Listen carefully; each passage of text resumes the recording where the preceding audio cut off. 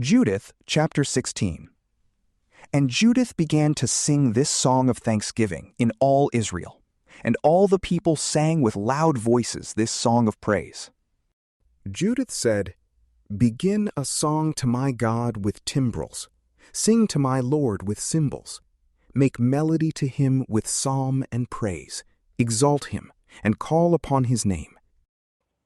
For the Lord is the God that crushes battles. For in his armies, in the midst of the people, he delivered me out of the hand of those who persecuted me. Asher came out of the mountains from the north. He came with 10,000s of his army. Its multitude stopped the torrents. Their horsemen covered the hills. He said that he would burn up my borders, kill my young men with the sword, throw my nursing children to the ground, give my infants up as prey, and make my virgins a plunder. The Almighty Lord brought them to nothing by the hand of a woman. For their mighty one didn't fall by young men, neither did sons of the Titans strike him. Tall giants didn't attack him. But Judith, the daughter of Merari, made him weak with the beauty of her countenance.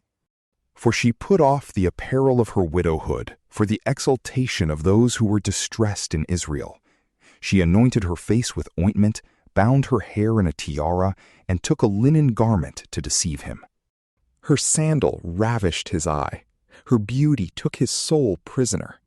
The sword passed through his neck. The Persians quaked at her daring. The Medes were daunted at her boldness. Then my lowly ones shouted aloud. My oppressed people were terrified and trembled for fear. They lifted up their voices, and the enemy fled. The children of slave girls pierced them through and wounded them as fugitives' children. They perished by the army of my Lord. I will sing to my God a new song. O Lord, you are great and glorious, marvelous in strength, invincible. Let all your creations serve you, for you spoke and they were made. You sent out your Spirit and it built them. There is no one who can resist your voice. For the mountains will be moved from their foundations with the waters, and the rocks will melt as wax at your presence. But you are yet merciful to those who fear you. For all sacrifice is little for a sweet savor, and all the fat is very little for a whole burnt offering to you. But he who fears the Lord is great continually. Woe to the nations who rise up against my race! The Lord Almighty will take vengeance on them in the day of judgment, and put fire and worms in their flesh, and they will weep and feel their pain forever. Now when they came to Jerusalem, they worshipped God. When the people were purified, they offered their whole burnt offerings, their free will offerings, and their gifts. Judith dedicated all Holofernes' stuff, which the people had given her, and gave the canopy, which she had taken for herself out of his bedchamber, for a gift to the Lord. And the people continued feasting in Jerusalem before the sanctuary for 3 months, and Judith remained with them. After these days, everyone departed to his own inheritance.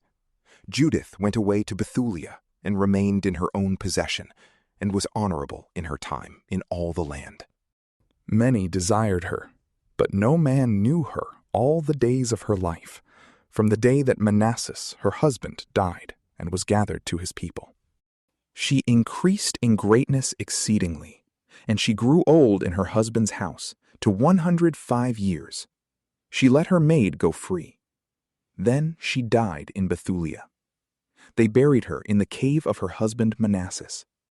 The house of Israel mourned for her 7 days. She distributed her goods before she died to all those who were nearest of kin to Manasseh her husband, and to those who were nearest of her own kindred. There was no one who made the children of Israel afraid any more in the days of Judith, nor for a long time after her death. From PrayLamp, peace be with you.